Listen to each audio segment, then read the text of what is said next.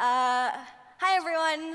As Jed said, my name is Jenna, and I'll be talking to you today about the linguistic relativity of programming languages. So I know from people asking me, so what are you talking about, that the term linguistic relativity, not exactly the most obvious what that is. Don't worry, I'll get there. First, a little bit more information on me. I was fortunate enough to be part of the fall 2012 batch of Hacker School, which is an awesome 3-month program in New York City for becoming a better programmer.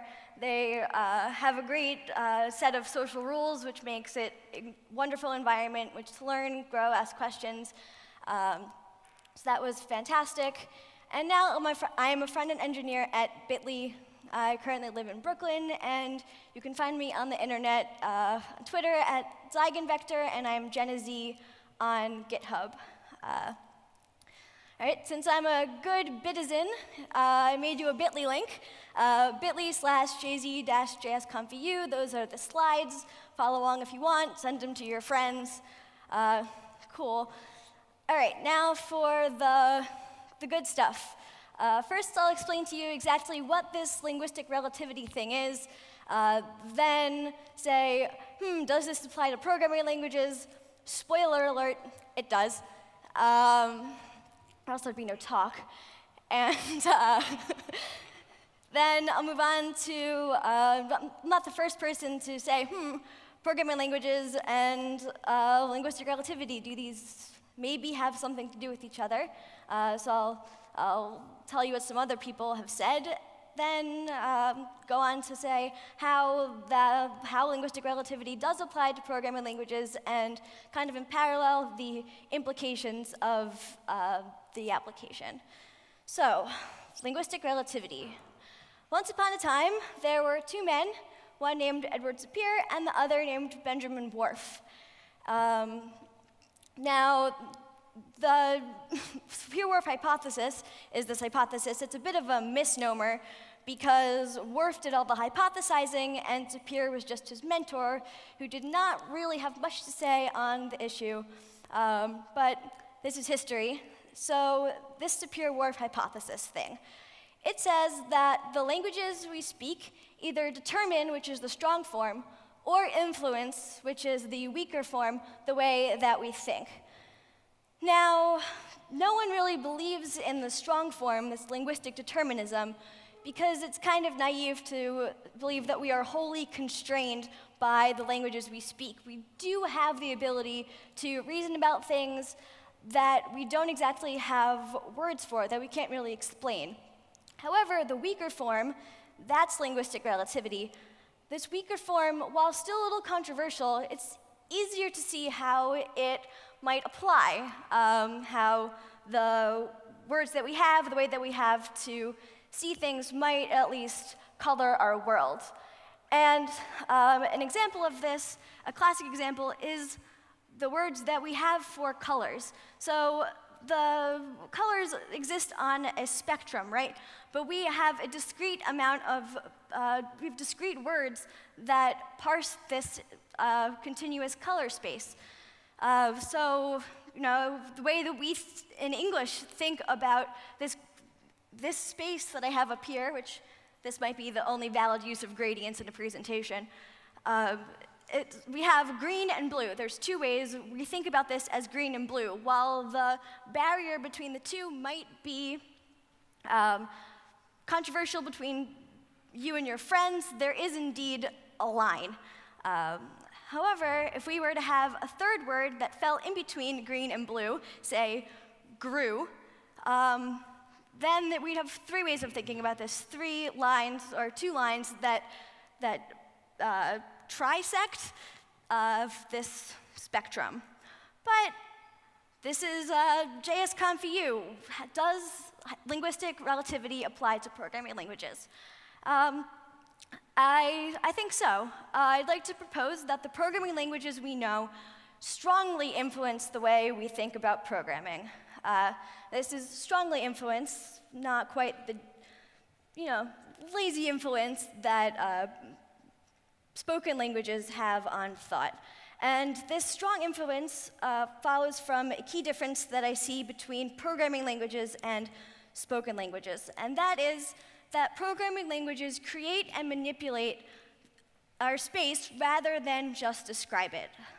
This is not the case with spoken languages. We can only describe the space with our spoken languages. We are not wizards from Harry Potter. I can't say, Accio, chair, and it'll come flying through the air towards me. That's not how the real world works, but it kind of feels like, when you're programming, kind of feels like you do have magical powers sometimes, because it's the language itself that is manipulating and even creating the space. Without programming languages, there is no space in which you're reasoning about. There's no data or whatever.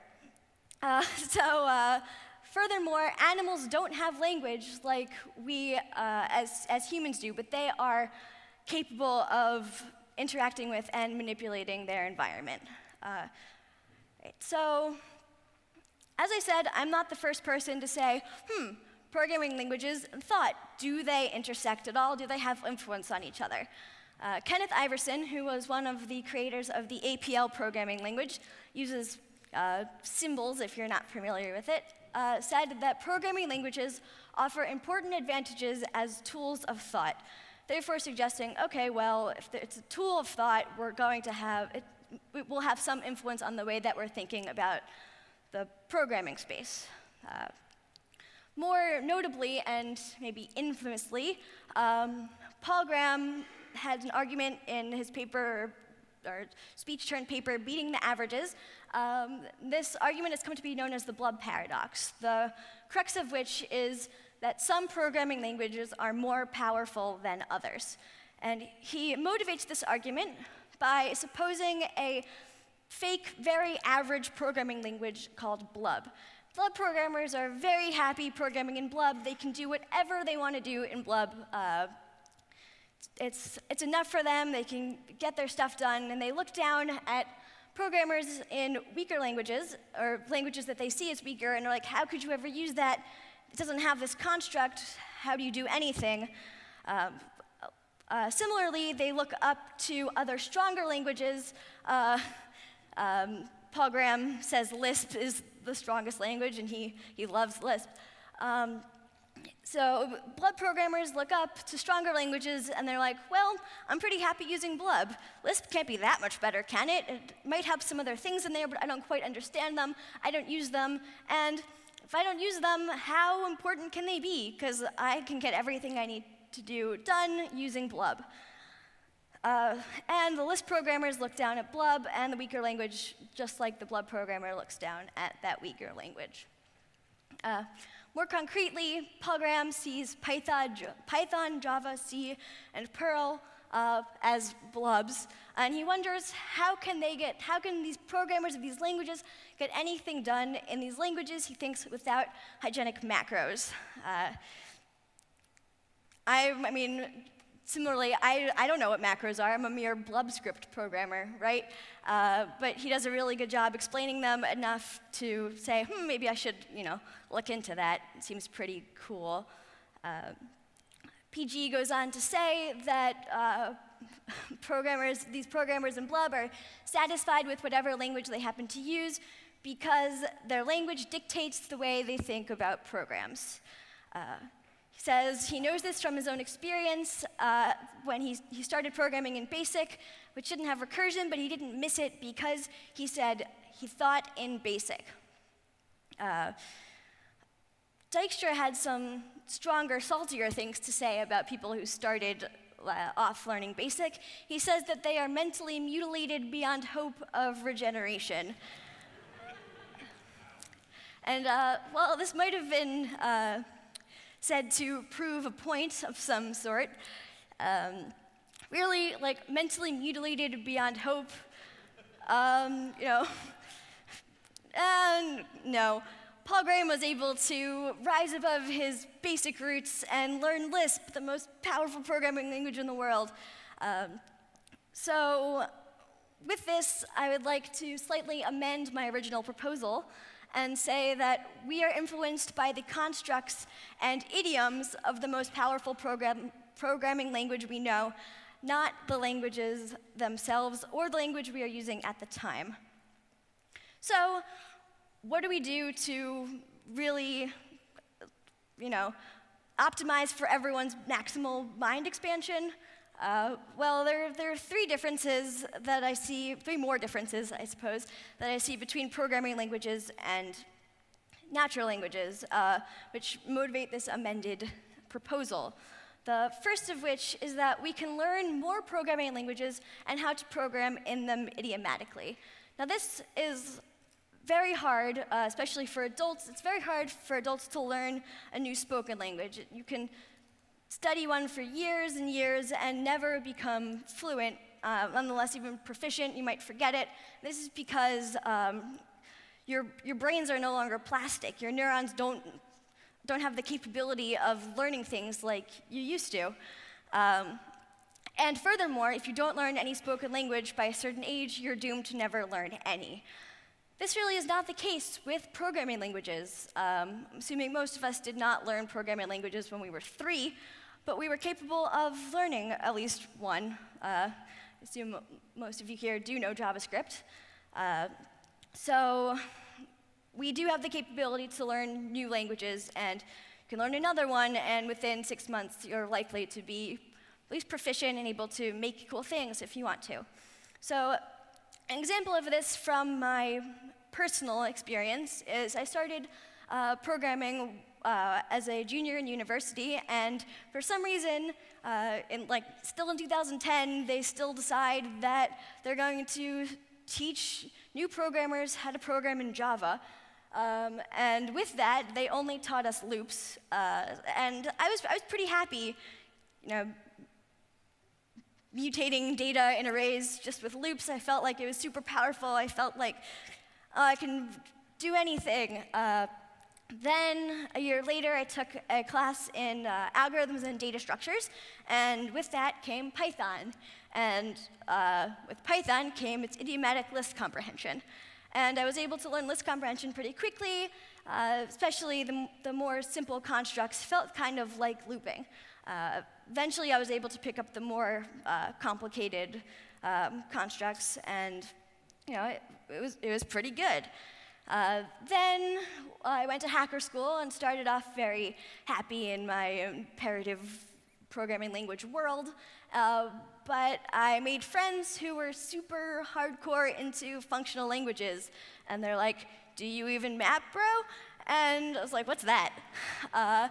So I eventually picked up map. It took a little bit of time for me to wrap my head around this functional immutability stuff, but I eventually got it, and now I choose map out of the toolbox first as much as I can. All right, so the second way that programming languages and natural languages, spoken languages, are different is that we can implement the constructs of more powerful languages, programming languages, in whatever language we happen to be using at the time. This really does not happen in spoken languages. You can't say, "Oh yeah, well I went to Germany and I heard this really cool word and I'm going to keep using it all the time, and so here's a dictionary of all those cool words that I learned when I was in Germany. Use them, please. I'm going to be using them, so yeah, cool." That doesn't really happen in spoken languages, but it kind of happens in programming languages. This classically happens with libraries, but more popularly, especially in JavaScript, we have source transformations, precompilers, and the like. Guy Steele once said, "We should now think of a language design for being a pattern for language designs, a tool for making more tools of the same kind." And I agree with that.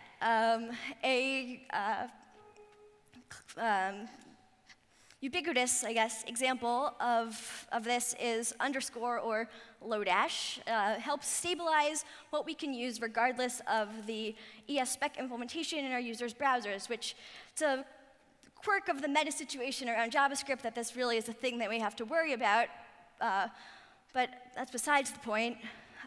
Underscore allows me to use map whenever I want, because I love map now.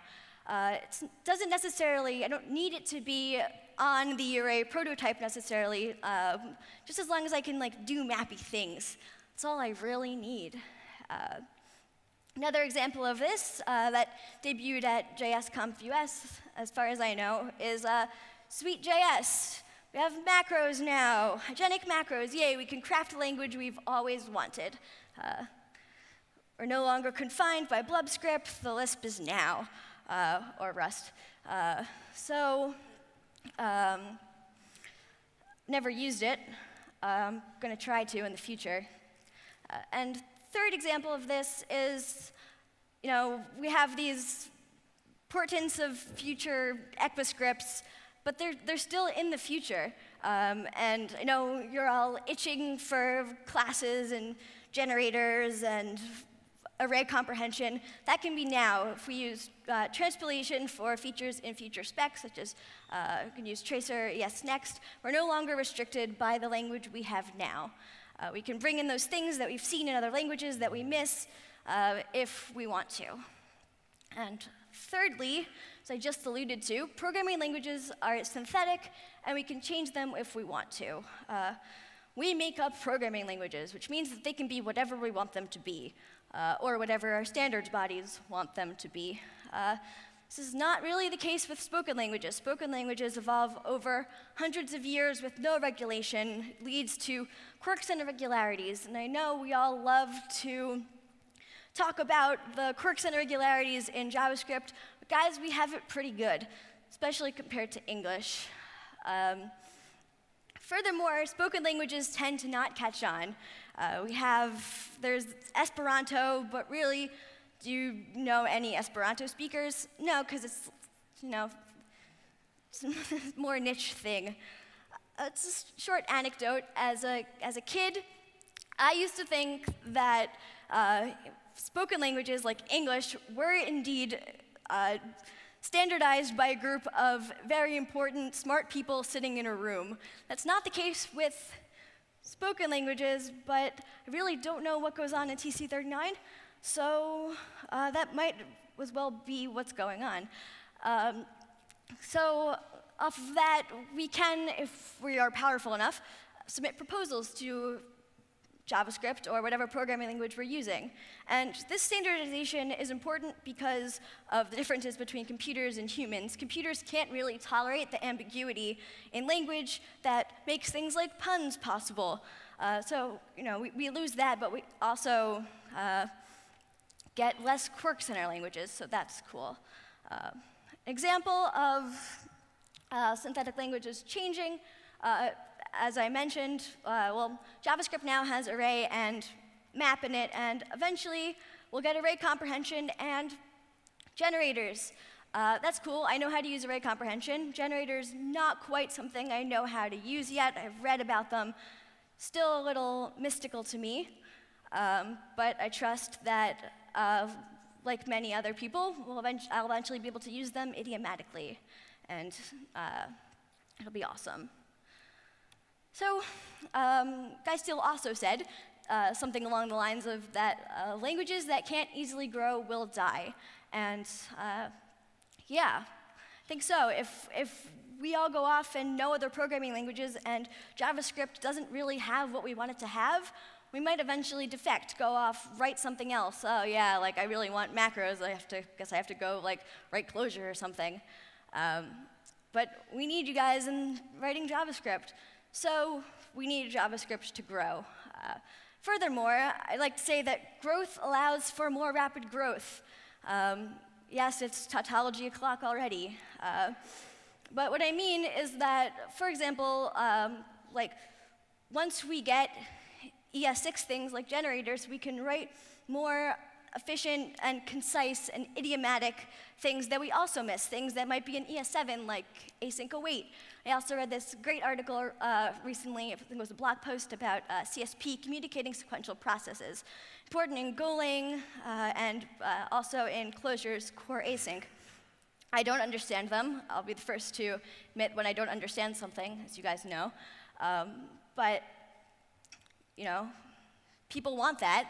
And if they want that and it's not in JavaScript, then what are they going to do? They want to be able to write these things, I think, and have them in the language that they're writing. So, all right, well, what do? We could all go off and learn Clojure script and come back, and next year it'll be CLJS 2015. Or we all could go off, learn new languages, stay a polyglot. It'll make you a better programmer if you know a large array of languages, find cool things in them, and bring them back to the community and share with your friends and your fellow programmers and those who don't know JavaScript, and make JavaScript great. I think out of all of these three opportunities that we have, I think that the second option, creating libraries, transpilation, and polyfills, is the best. It's the most democratic. We all can do it, and it'll teach you about the core components of your favorite concept in other languages. Furthermore, the JavaScript community has a very wide array of people of different abilities, many of which know other languages, few of which have clout with ECMA.